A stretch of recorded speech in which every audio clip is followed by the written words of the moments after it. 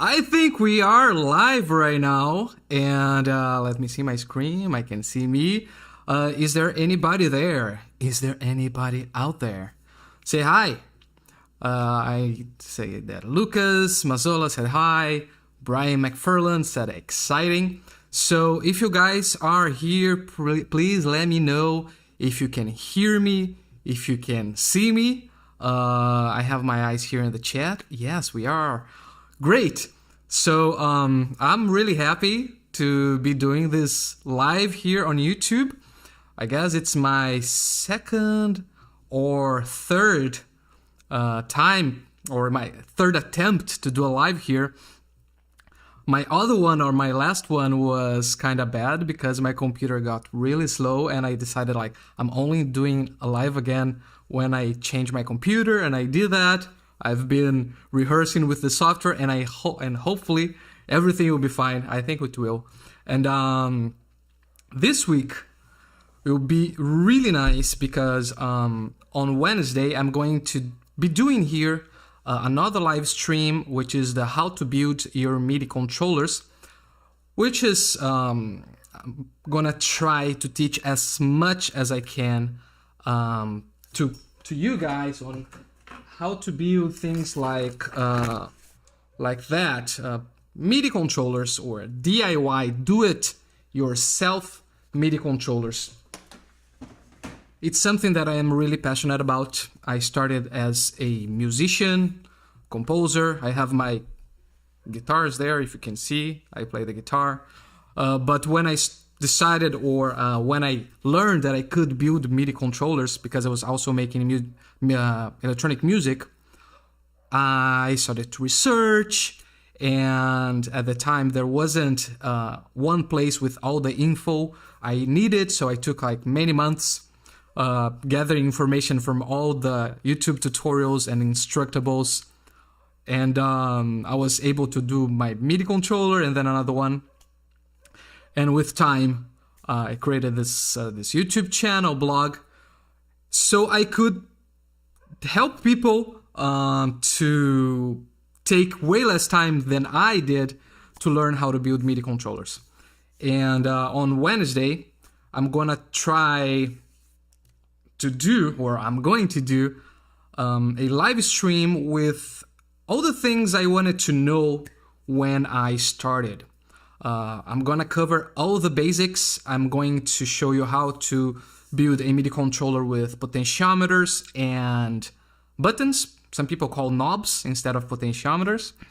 And I'm going to show you how to do also in the simulator. I'm going to show you how you can do this in the online in the browser, so you can simulate your MIDI controller with me online. And I was going to do that, and I decided it would be really nice if I could have other people that are building MIDI controllers to talk here about their process, to show their projects. So I started to talk with some students. So besides the YouTube channel, I also have my courses. I have some the free course where I have the recorded classes where you can watch in your own pace, and I have the lives, and I have bigger courses which are paid. But if you wanna learn more, etc., you can do it or not. But anyways, I have students there, and we have a more, let's say, closer relationship. We have the community, and we chat, and we have lots and lots of classes there. And sometimes they post in the group. We have the Facebook group, and now we also have the Discord group, which I hope it's going to be people will interact more there soon. And people post their projects, and I always get them print. And this time I took a look at some and contacted them. And there are some really, really good stuff. Like, I get really, really impressed. And today, and we have today and tomorrow 2 student showcases. Today we have Gustavo, I guess it's Michalik. He's going to tell me exactly. And Xavier Garcia, and both have very different projects, and they are really nice. So I'm going to just let me look at the chat before, because I said people to say hi and I didn't look and how it is. So hey, Sergio, Steve, Zach, where you guys are from? Like, I know that's a cliche thing to ask in the lives, but I am in Brazil, in the state of Rio Grande do Sul, in the city of Pelotas. And I know if you speak Spanish, I know that a city called Pelotas is pretty funny. And I live really close to Argentina, where Gustavo is right now. And yes, guys, tell me where you're from. So Roman, he's from France. So Roman, ça va? Yeah, that's a great repertoire. And so France, Spain, USA. Hi, Stephen. San Francisco. I used to go a lot to Davis and visit San Francisco sometimes. Colorado, so beautiful. Argentina, which I'm planning to visit soon. I live really near and I haven't been there. Anyways, guys, so thank you so much for coming here. We have Indonesia. I've been to Indonesia. It's one of my favorite places in the world. I stayed in Lombok and I can't wait to come back there. And Brazil, claro, Manaus, Houston, Texas. Guys, thank you so much. So please welcome to Xavier and Gustavo. We have here the Zoom window. Are you guys, can you guys talk to me to see if we have audio? Hi. Hi, nice to meet you. So nice to meet you. How are you? Ça va bien? Ça va bien? Cool.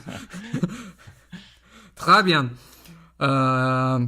So guys, we're gonna talk a lot with you both, and if you guys in the chat, when you can ask whatever you want, we'll do our best to read your questions and come back later to your questions. This is a pretty informal talk. You guys here, Gustavo and Javier, can interact as whenever you want, but we talked before, and Gustavo is going to start, and he even prepared has a presentation. He came like a pro.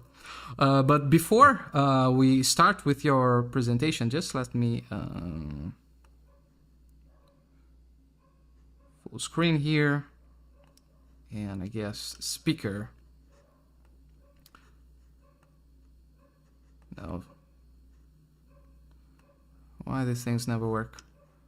Gustavo, can you talk a little bit? Hello. Okay. So you were in the Can you screen. listen? Man, thank you so much. Thank you. I would like to thank you for this opportunity to show my controller. I'm very happy you like my work, and also I would like to thank you for this awesome course. I'm from Argentina. My name is Gustavo Michalik. I'm a musician and pianist, and also work with synthesis and virtual instruments for theater, for media. So when I saw that you had a course about MIDI controllers, I was very interested, but I didn't know if I could make my own controller really. And believe me that your courses really work, because I knew nothing about electronic, about programming, about carpentry, about soldering. I'm totally new. I'm a pianist, only a musician. So I'm very happy I could make my own controller. I'm very surprised about the results. Okay, that's one thing that a lot of people ask me. Do I need to have experience with electronics? Do I need to know how to solder? And no, right? The idea, and it's something that I really love about the Arduino community in general, is that usually people start with zero background, right? But then you see a YouTube tutorial, a video that you think, oh, that's something that I could do, like in my art, or maybe I could do some home automation, or build a robot. And then you do one thing, and then, oh, now I can do this. Maybe I can do a little bit more. Maybe now I can add LEDs. Maybe now I can, whatever, right? So it's really welcoming, and anybody really can start. So tell me a little bit about your, how do you use your MIDI controller? You said you do for media too, like for theater. Like how, why you thought that like building a MIDI controller would help you? My MIDI controller is for using for Cubase. I work with Cubase, so I compose my music or music for theater, with the virtual instruments and also recordings. So I had an idea that I would like to mix my music without using so much my eyes and using more my ears. So one day I saw a YouTuber mixing with Softube Console 1, and I said, "Wow, this is really nice." Mm-hmm. So I was thinking about making my own controller, but a controller that worked for every mixing plugin. So it was really hard in the start, because every plugin is different and has different parameters, and I had to think about what's the most important thing. So I made an EQ, an equalizer, and also a compressor controller, and they are two different controllers. It's not one controller. So I will show you. I will show you here, and then I will show you some images and some information, because the day I published it in Facebook, my controller, I had a very nice feedback, and many people asked about how did I make the panels or the rotary encoders, because I have many encoders and it's very hard in Arduino to make them work. So I put this information so you can have a clear idea and maybe some doubts that many people can have and can help them to make their own controllers. So this is my controller.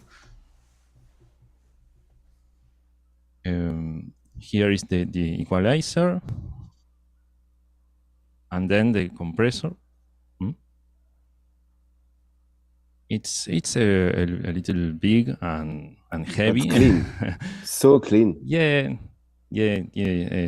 I was inspired by a couple of controllers that I will show you, and believe me that it was really hard to arrive to this result because of the space with the Arduino, because it's full of cables and the knobs, and it was the hardest part. So I will show you how I did it, and then I will show you how it works. Let me share the screen. Can you see the screen? Yes. Yeah. Okay. Well, this is the photo. Okay, so I have the 4-band parametric EQ, and I have the high-pass filter and low-pass filter. So it's the most important things in an equalizer. If I need more bands, I can go with the mouse and create another band.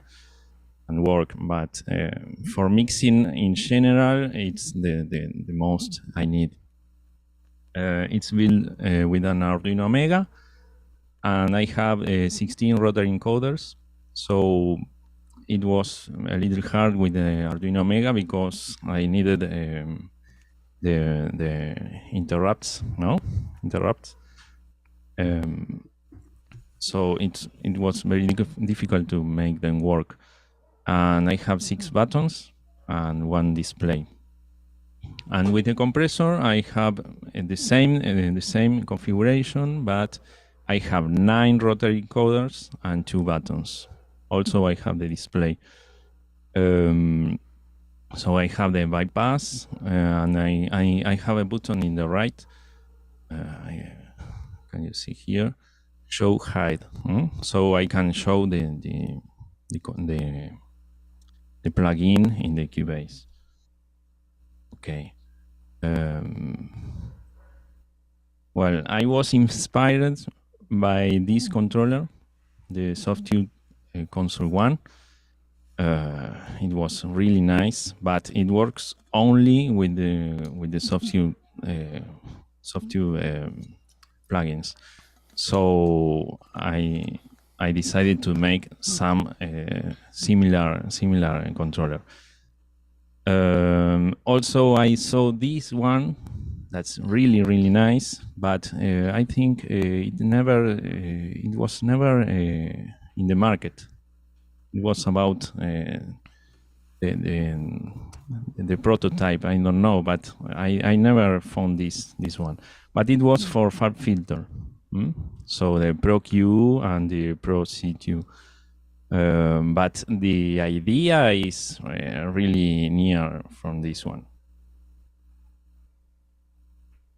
Okay, as I made it with the rotary encoders, you can see here you have the knobs, but I thought it was not so useful, because if you change a channel, you have the knob in a position, and you don't know in what the position for the next. So I wanted the rotary encoders, but I couldn't make something like this, like the light, because I didn't know how I would make it, and it was very hard. I have never no experience with this. So my idea came to make a display in the center, and when I move the knob, I know the position of the encoder.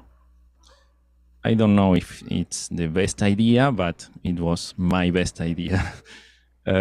So I have the analog style meter and also the encoder value from 0 to 127. So it's a display, a normal display, but I found the code for the meter in a website, and I adapted. But I had the problem that it didn't pick up the actual value when I moved to another rotary encoder. So it was really a programming problem that a friend of mine helped me, a programmer. I showed him the idea and he liked it very much. So he helped me to find a way to make it work. And also when I move in Cubase, when I move a knob, the screen moves. So it sends the value to the screen. It took me about a month or more to make it work, but I couldn't go on until I get this work. So that was a really hard part. The cabinet is good, fine good, 18 millimeters, and a base of MDF. and these are the size. So it's a little big, I know, but I have space in my desk, so it's no problem for me. And the panels, that many people asked me about the panels when they saw, because they are really nice. They are made in 2 millimeters anodized aluminum, and it's not paint; it's a laser engraving. When I planned the controller, I thought about plastic maybe, but as it's very long, when I press in the center any knob, the plastic would move. So I needed a more strong material. So 2 millimeters was enough. It still moves a little, but it's okay. And then the laser is very nice because it's lasts forever maybe. So these are the panels. Very. I found a manufacturer very nice. Okay, I would like to show you the design of the panels, because some people asked me about this also. You can see the original design I sent to the manufacturer, but they asked for a color coding, so red for the holes and green, and black for the laser. But when I sent it, they said me that they needed more thick the lines, because the laser could not write in these lines. So I made I edited and sent again, and this is the final design. It's very simple, but I made in Inkscape that you Gustavo put in the course the information, and it was a little hard to learn but it worked. And this is the compressor. As I didn't have many space for the Arduino Mega and all the cables for the compressor, because the compressor is down and I have 3 centimeters to 5, I had to put the Arduino Mega here, and all the cables going here. You will see inside, but I didn't have space as in the equalizer. So let me show you the inside, the dark side of the moon, maybe here. I made like a cardboard model to put all the cables in the position and the soldering, because I was very I don't know, I didn't know how to do it. So I made the cardboard. I printed all the same design and put all the cables. So when I had the design in aluminum, I put all there. As you can see, the Arduino Mega is in it's not in a position. It's inside the cabinet. So it's my connections. Also here, it's my kit. That's me working with the panel, and this is inside with the both controllers. Here is the compressor here up. With I put it with the Velcro. I don't know how to say in English. And also the other one is here. So you can see the other side. I know it's a mess, but but it works. A beautiful mess. Thank you. I will tell you that I bought the PCB course, but I'm still not not prepared for making one. So I don't know if you have any question, or would you like I show you how it works in action? Yeah, man, that's so nice. I love the solution with the display, and the display is, I guess, it's one of the hardest things because you can do pretty much anything, right? An encoder is an encoder. You have clockwise or counterclockwise. Although it's kind of hard to use an encoder, but it's always for the same thing. Potentiometer also, a button also, but a display, like, what do you want to display there? How many values you want to display? When you want to display, right? Yeah. So Yeah. I did something similar with the XT Synth. Well, I was also using encoders, but I only had 4. So I could, so I put the value of each one of them in the display. So I had like 4 values from 0 to 127. So I could see in the display each of them. But if you have more, so your solution is perfect because, so when you move the encoder, it appears in the display. That's it. Yeah. Let me show you. So I move, for example, here.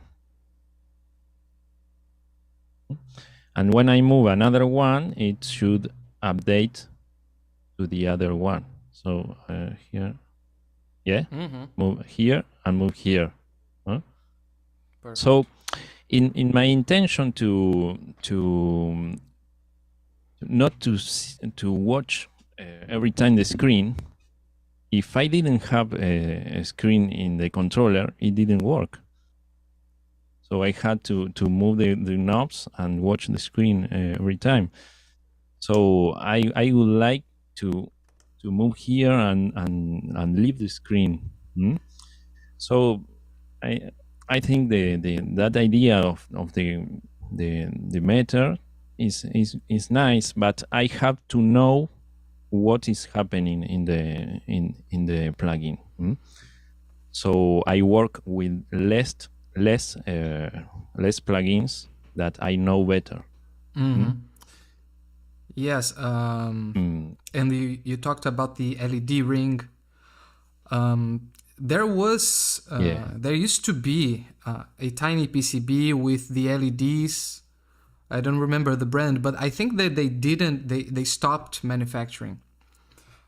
So I actually started. Yeah, I couldn't find them. Yeah, I actually started to design my own LED ring PCB, but so I hope to have this done. I don't know if hopefully this year, but maybe not.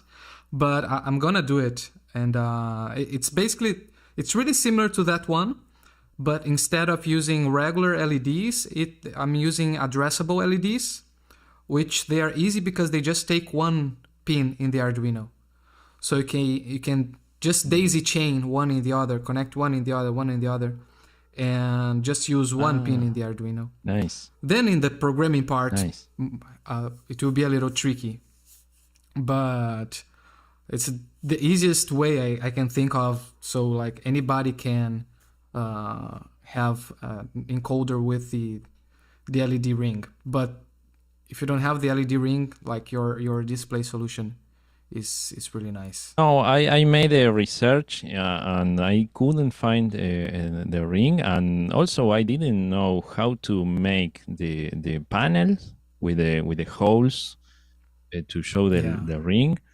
and how to program. I didn't know.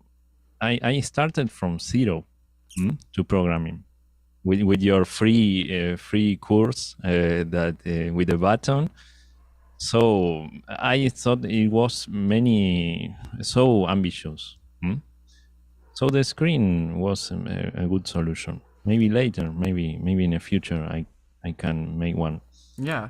So I think we have Someone asked, how long did it take and how much did it cost to make it?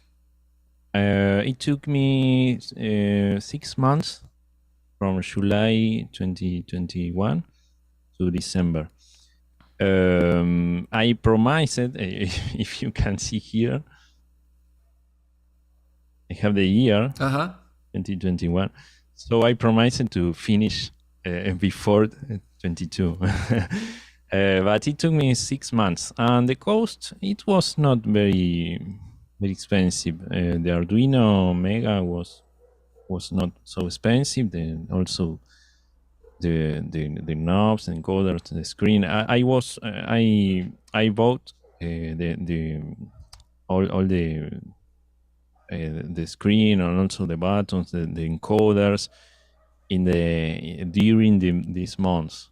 I didn't buy anything in altogether. So I don't know how much, but the good was so cheap, and I worked it and I painted and worked with the wood to make it look good. And the panels was the most expensive, but I think it wasn't so expensive, about $50, I think. I don't know. Yeah, I live in Argentina, so I have another currency, but it was not very expensive. Yeah, the electronics usually are really cheap, and the enclosure, like when you want to, like if you want to do with aluminum, or if you want to get laser cut from somewhere in another state or in another country, then it can get a little bit more expensive. But if you do everything locally, you cut the wood, you do things yourself, it's really cheap. Yeah, so you want to show a little bit in action? Yeah, of course. I will show you here. I will share the screen from Cubase. Here. See my screen. Okay. If I press this button to show or hide, I have here, or also the compressor is in action here. So I have the channel strip from Cubase here. So if I move, equalizer, for example, I have the gain. I didn't mention the values, but I have gain, frequency, and the Q bandwidth. So the Q, frequency,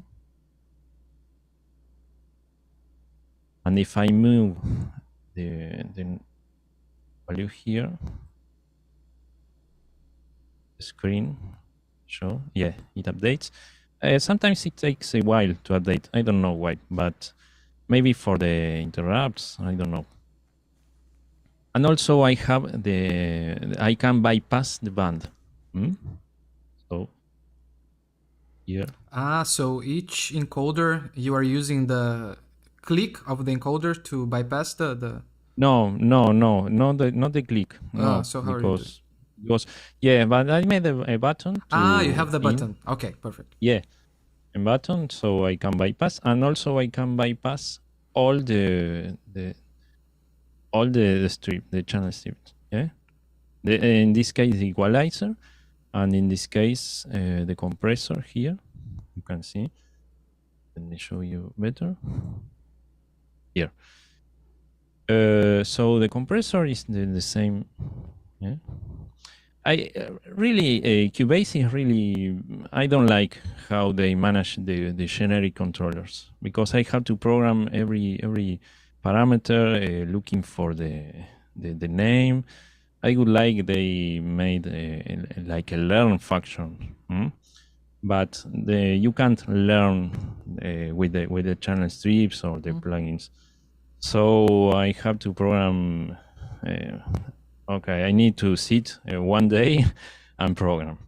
but I'm trying to use the less possible. So, okay, I will put here. You can see the equalizer here.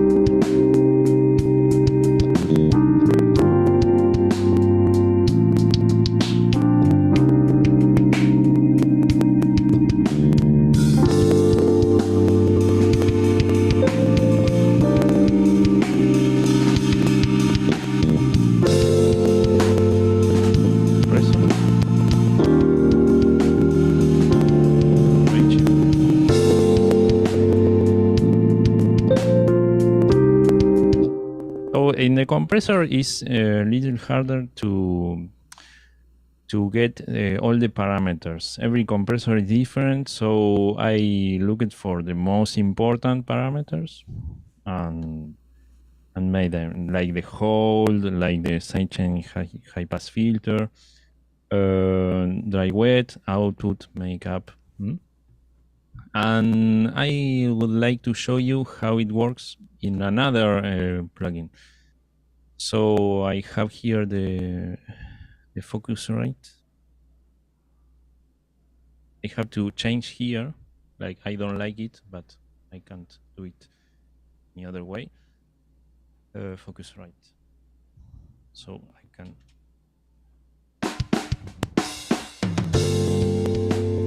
So I have here. Sorry if you can see.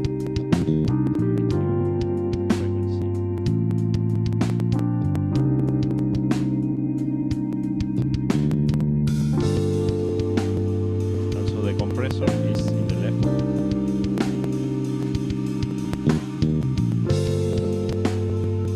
I can bypass the compressor and I can bypass the whole.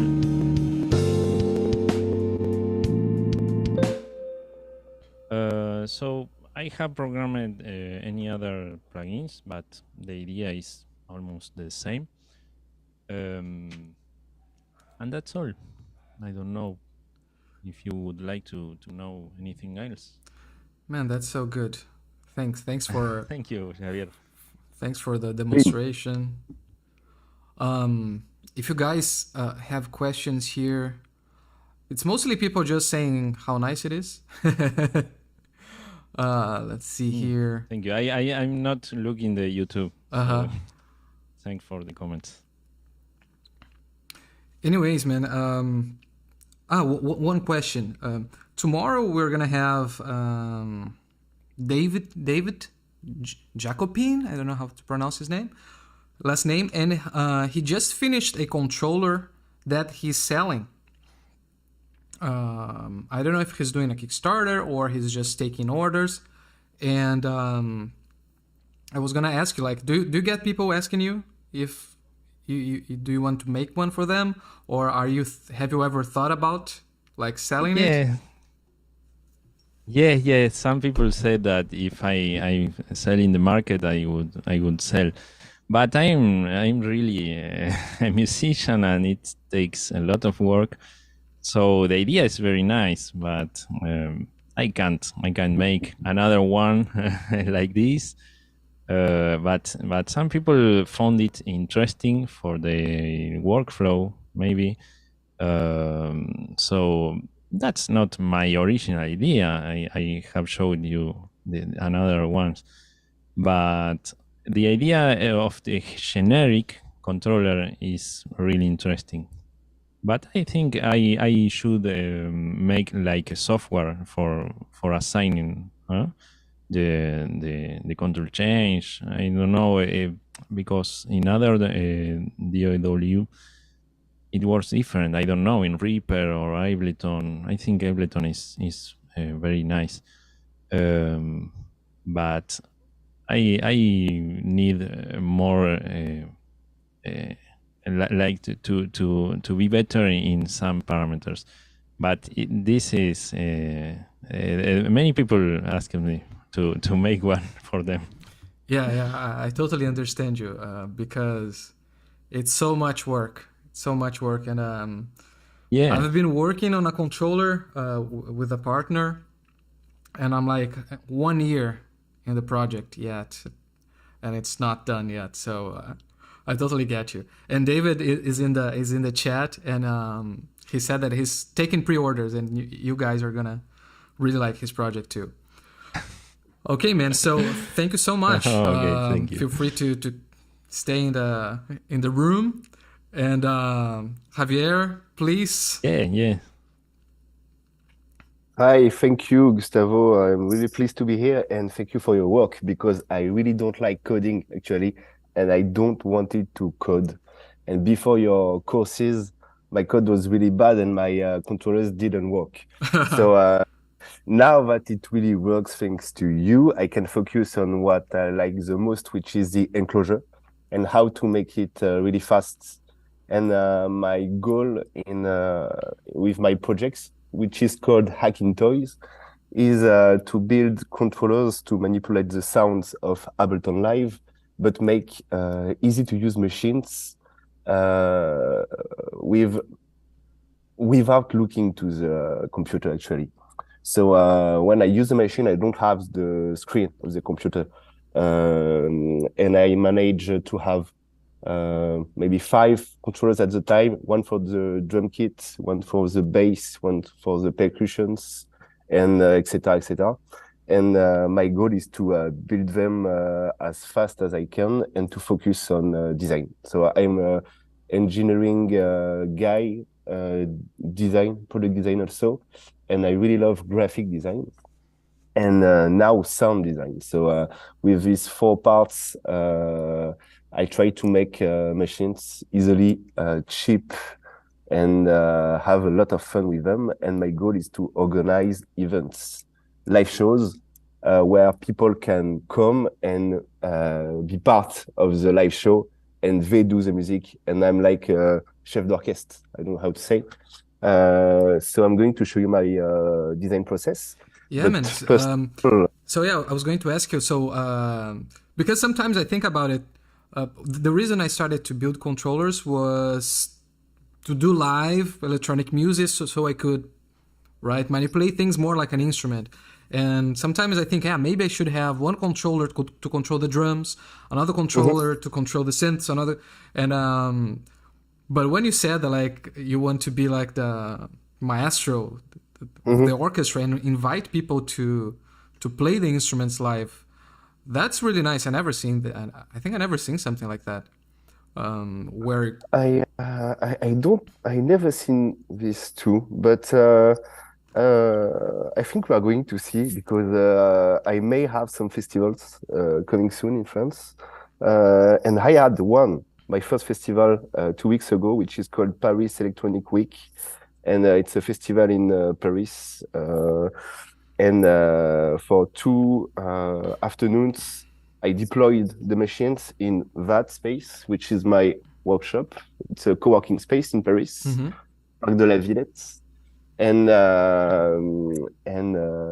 there were kids with their parents and grandparents. That was great, because from 10 months old to 70 years old, people gathered together to play music, techno music, with my machines. So that was great to see this. And this is the goal of the project. So the main goal is to make people play together. That's all. I do not sell the machines, but I sell my skills, because from tomorrow morning, I'm going to work with some artists to make custom controllers for them. Nice. And I like to also teach people on how to build the enclosure. And I leave the code to you, Gustavo. Perfect. So I just wanted to show you my smallest workshop ever, and I'm really proud of it. It's just a closet on wheels. I don't know if you can see this, but I close every night. That's just a closet. But I put all my workspace in it, and I have everything to work. And here you have the Bible, Push and Move, you know the book. And here are some old machines I built this way, but I'm not going to show you those machines. I'm going to show you my design process. And the first part, obviously, is sound design. So let's go to Ableton Live. Can you see this? So I like to work with sequencers, step sequencers. And my favorite one is Place for Acid from Alex Kidd, which is a Max for Life device that you have to pay, but it's Max for Life, so you could actually build one yourself. And it's step sequencing, and all of my devices are sequenced. So this is why the live show with amateur musician works, because you just play in tune and it's and in rhythm.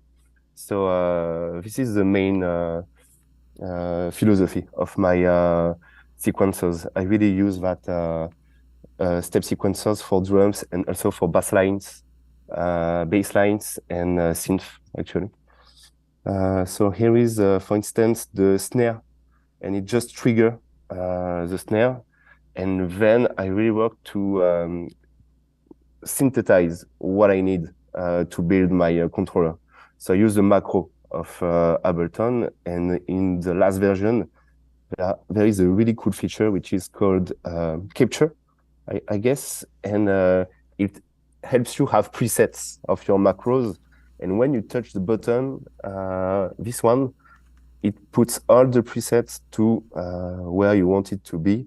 So this is the drop button. So when I'm in a live show, I tell everyone, put this knob on, and this one on, and with this one on. And when I tell you, just put the drop button, and then everything goes down, and it's like a drop, actually. So that's a fun way to build music with amateur people. So here you have my drum kit with 4 parts: the kick, the snare, the hat, and the other hats. I cannot really, you won't hear the sound good, but maybe we can try. It's just on my, in my laptop speakers anyway. So this is the kick. And as you can see on the kick, I just choose to have one button, which is the boom. And it makes it just louder for techno music, louder and heavier. And and it just is a compressor, like it's a drum bus. And when I use the drum bus, the drive, the crunch, and the boom just go up a little bit. In the snare, I have this really fun feature, which is the arpeggiator to make drum rolls. So I play with the... Oh, we can't hear, unfortunately. You cannot? No. Okay, never mind. We don't care. I'm just going to show you the next steps of the design. So I have my hats, and I do a lot of LFO things, random, just to random velocity, to random panning. So, it's not always sequenced and cold. I like to add a little bit of warmness to the sound. Then the hats, always the same thing. Yeah. So when I synthesize what I need, I go on the graphic design, UX design, let's say, parts, and it's on Adobe Illustrator. And can you see? Yes. Can you see it? So it's blocks. It's just blocks, like Legos or Mechanos. And it's a project, not mine, called Open Structure. Open Structure is a Belgian project where anyone can build anything, but on a shared grid basis. And this is a grid, and it's a really cool project.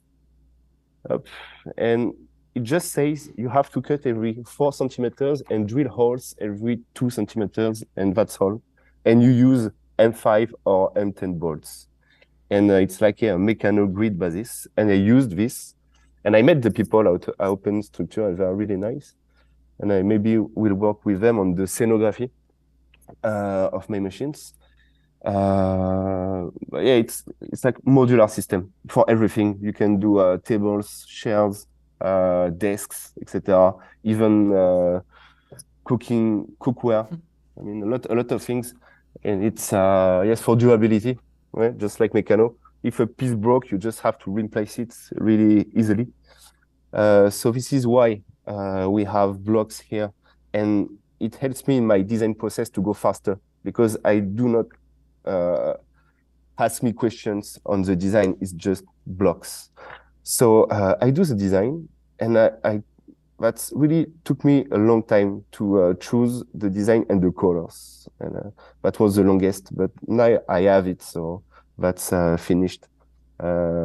It's always more fast. I'm even faster than before. It take me like maybe a day to build to really build the controller. Now it used to take me like a month, but now it's like a day since. So I'm going to do a lot more because I have this basis. I don't have a lot of questions anymore. So this is the base with the sequencer part. So eight-step sequencer, and when you push the button, it's like color buttons, latch. When you push it, it just triggers the sound, and then you pitch it with the fader above. Same from here, which is the percussions. And when the fader is down, the steps is like off. And when you push the fader, you choose from 1 to 15, 50 different samples, and it just loops because it's a sequencer. Same for the drum machine. The blue is the kick, the red is a snare or clap, orange hats, white hats, and the buttons follow these colors. And this is what I call the chef, which is the main mixer when I have all my levels, gain, scale, because this is the scale of all the melodic synths. Here is not the scale, but I don't know how to say in English, minor, pentatonic, etc. Basic play, stop, rec, BPM, and then the effects, the most fun parts, on the master. This is on the master channel. And here is the drop button, because you put all the effects up and then drop, and that's really fun. So this is the first part. And then when this is finished, I go to the laser cutting section. So I work in the Fab Lab. And I do have laser cutting machines I can use. I rent it for an hour. And as you can see, there's a lot of stuff because I try to have the minimal waste possible. So there's not a lot of waste. My process is to go buy the plastic sheets. This is acrylic plastic. And I go to a second-hand shop where you can buy this plastic that are not new, actually, that's all. So it's really cheap. I don't pay a lot for this. And then I use plastic because I can cut it with the machine I have. So I don't want to use, we talked about this earlier, but I don't want to use a machine which is far away and that costs a lot. This is why I don't use aluminum. I would love to use aluminum, but I don't have the machines, and I want to do this myself. So this is the first parts, which are white plastic, always the same dimensions, 4x4, 8x8, 4x8, etc. Then I paint it. I also have this nice effect. Looks like metal, it's plastic. So this is the second part. Then I put everything on the box, and it goes again in the laser cut where I engrave. So this is the chef. And you see the engraving. The white is just as you, same as you, Gustavo. The white is the white of the plastic. So I engrave this. So it goes 2 times on the laser cutting machine. First time is to just build all these pieces. Then I paint it. Then I engrave it. And so this is the design. And here is my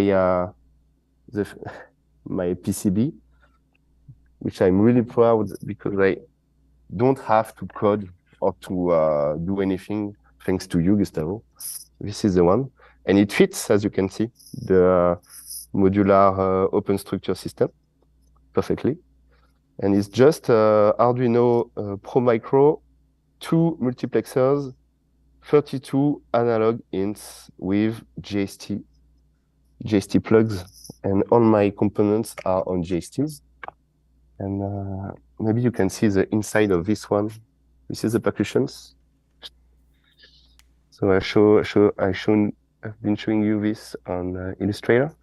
And on the inside, there's a lot of wires too, but it's just spacers. You did something quite like this, I think, Gustavo, in one of your designs. It was for the, I don't know, one of your push buttons, arcade push buttons machines, I guess. Yeah, But usually I use this kind of spacer, yeah. Yeah, it's the same, but in this one is not finished because now I can add the panels on the sides. This is the drum machine. So same as what you saw on Illustrator. And I really want to do all by myself because I don't like to buy cheap stuff that comes from the other side of the world for obvious ecological reasons. And so I try to build a lot of stuff myself. I cannot build potentiometers or faders, so I don't do it. But I try to build my own knobs caps. So this is my knob cap design, which is laser cutting too. This is acrylic plastic too, like 9 millimeters thick. And it's transparent at the beginning, then I paint it. So I have the white ones, and I can do any shapes because it's just 2D shapes. The big one, the small one, and I only use 3D printing for the fader knobs. It's hard to find good fader knobs, and I wanted to have these small balls for design concerns because I find it really easy to manipulate. And someone helped me. Javier, just one question. Someone asked if you're not showing your screen anymore, if you can full screen your camera. Yeah. Yeah, sure. So this is the buttons. Maybe you can see it more. Yeah. Just balls, and someone helped me do this design. Really nice, and it's just actually a ball with a little hole to put the fader thing in it. And this is my V3 design, I guess, and I had other items to make modular things. And this is one of the first one, which is empty, but it's not modular. It's just one panel, but it's the same. It's white panel, then painted, then engraved. But what you can see here, the metal things, the metal bars are the same in modular analogic synth. This follows these design rules, but I found it really hard to follow and didn't like it, and it was expensive. So this was my V1, and the V2 is really more easy. It's that standard, aluminum. I don't know how to say this, but this is what you can see on a lot of 3D printers, for example, and it's really easier construction. So this is not the same thing that people use in modular synths. So you were adapting this aluminum thing. I don't remember the name for your enclosure. Yeah, because it was cheaper, easier to use, and easier to find too, and more convenient just to use. But still, it's not really modular. I wanted to move the pieces whenever I want, because when you're a musician and you work on Ableton Live, your setup and your needs always move, and I wanted to follow that move. So it's not the end of this one. It will move. I use it one time, and I think I'm already going to change it. Like, I do not like the reverb. I don't need it. We need to put it away, and maybe just put 2 knobs instead, etc., etc. So this is why I wanted a modular system. Yeah. And now someone asked you if you can explain how do you connect the blocks of the enclosure together. I think if you can show again the spacers and how you are connecting the blocks with you have a base, right? Yeah, sure. So this is one part, and as you can see, there's a quarter of a round missing. And when you put 4 parts, it makes a hole. And in that hole, you just put a screw. You see? So in order to have one piece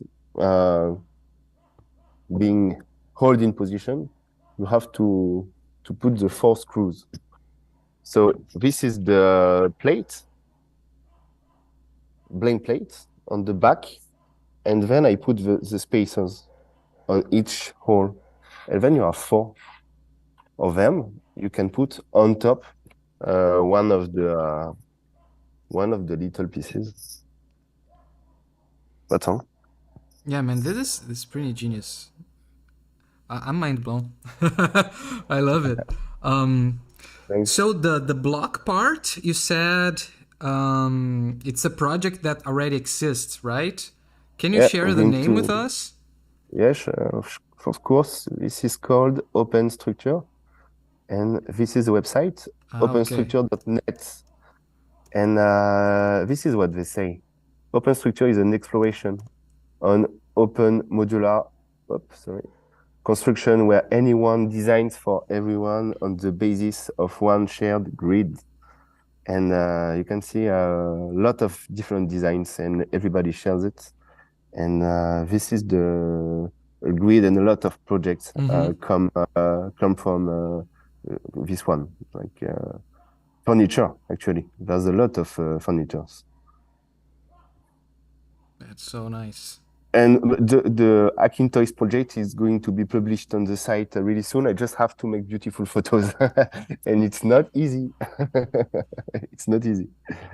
But that's the next part. The next part is to make nice photos, then publish open source the project on Open Structure, and maybe do a live concert show.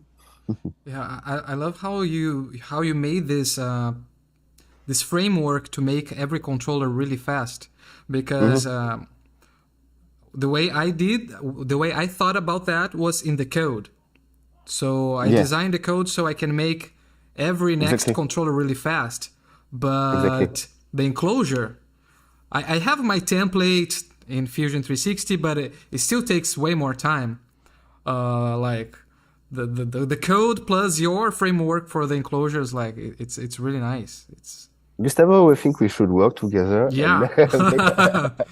I think and so. maybe add a course on how to really build fast and cheap enclosure. Yeah, man. This live is already it's gonna be in the course, and it's really nice too. How you can have different colors, right? Yeah. Inside the controller, because of the blocks. Just painting. Actually, it's like paint bombs. Also. Someone asked, can you have a link for the modular system? I think I typed correctly openstructures.net, right? Yes. Okay. Openstructures with an S at the end, .net. And you also design your own PCB for the Arduino and the multiplexers? Yeah, I didn't want to do that at first, but then a friend of mine told me to do it because it was way easier.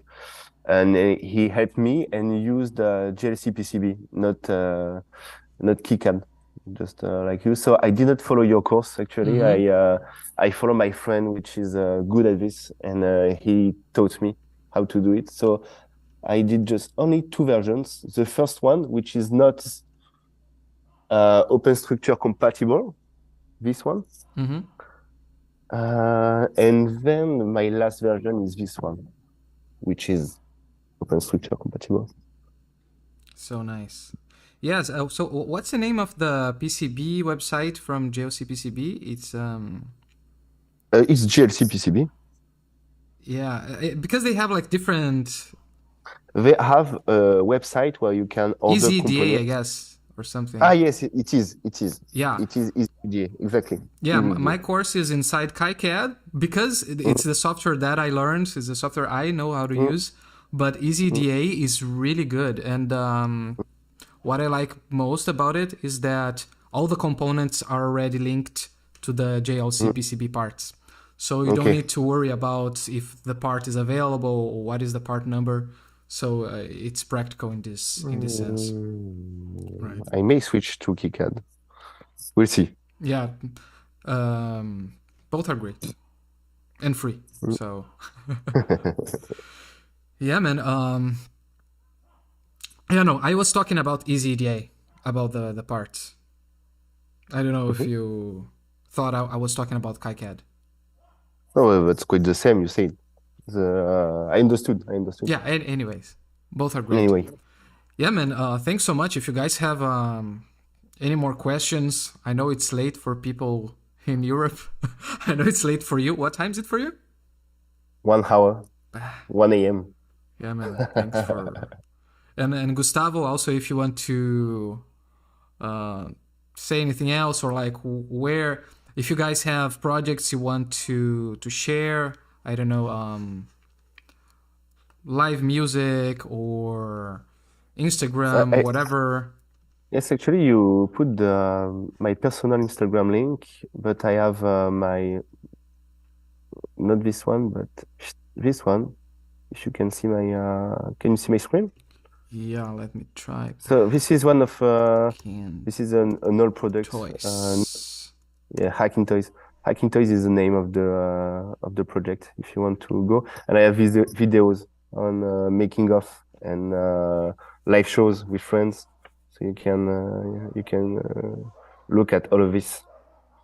And this since it took me like a month to build it. It was really long. Cool too. But it's harder. This is harder. So you got the keyboard to you got just the keys, or you adapted an old keyboard or something? Yeah, I just bought a MIDI keyboard, and inside and I put all the plastic away of the MIDI keyboard, which is, I think it's Novation or Launch Key, something called Launch Key Novation, and I just kept the keyboard and the USB ports, and inside there is a USB hub with the keyboard and my Arduino connected. Perfect. That's a simple way to build this. I would like to get the keys and try to build the whole thing, but just grabbing a keyboard and just redoing. Velocity. Yeah. The problem is velocity. Yeah, the velocity. Yeah. This is the problem. Okay, man. Thanks so much, Gustavo. Any words? Yeah, no, congratulations, Javier. I'm impressed. It's very, very professional. I have only one question. Do your controllers work only in Ableton? Yeah? They are made to work for Ableton, so they works perfectly with Ableton, and I don't know how good it works for other DAWs. I don't know, actually. Never tried any DAWs. You are doing manual MIDI mapping for each parameter? Yeah, I don't like automatic MIDI mapping because there's always a problem, and there's a lot of knobs and faders, but it takes me like 10 minutes or 15 minutes to do the whole setup from scratch. So, and in Ableton, the macros allows you to, because you know when for instance, the master volume fader, you don't want to go to a minimum infinite to 6 dB. You want it to go to 0 dB. The scale of the parameter, you can choose it in the macro section, and you don't have to use it to choose it in the MIDI mapping section, which makes the mapping really easy. Yeah, makes sense.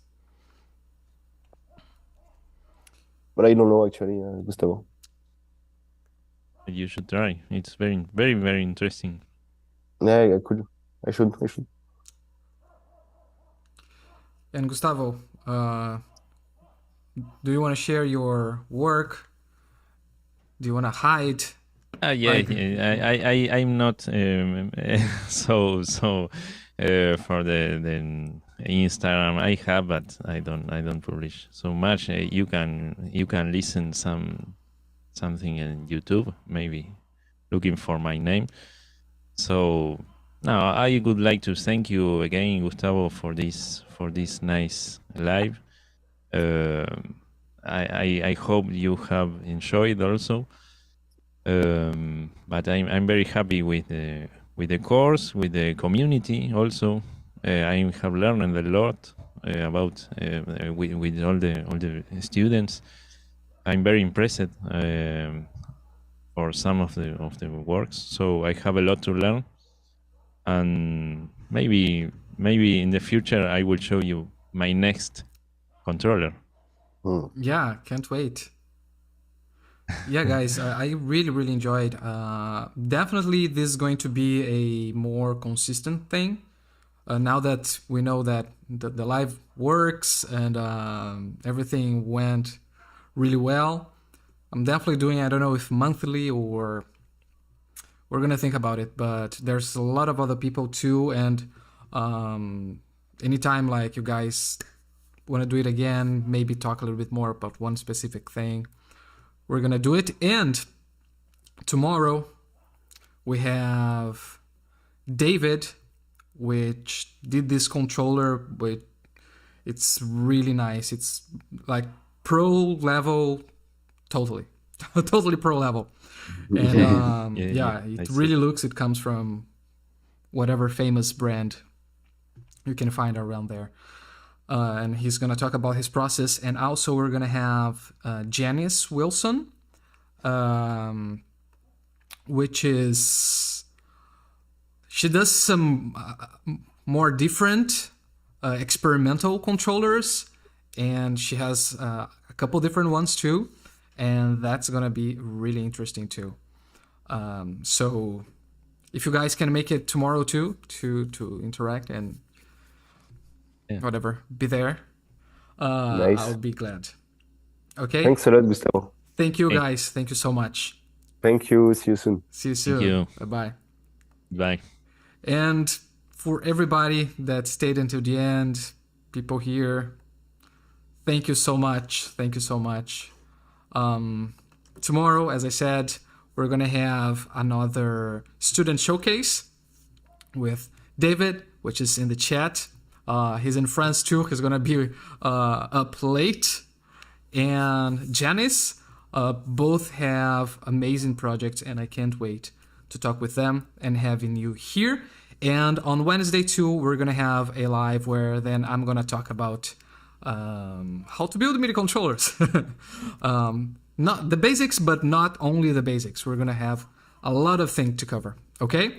So thank you so much for joining and staying until the end. Share this video. Be here tomorrow and after tomorrow. And see you soon. Bye-bye.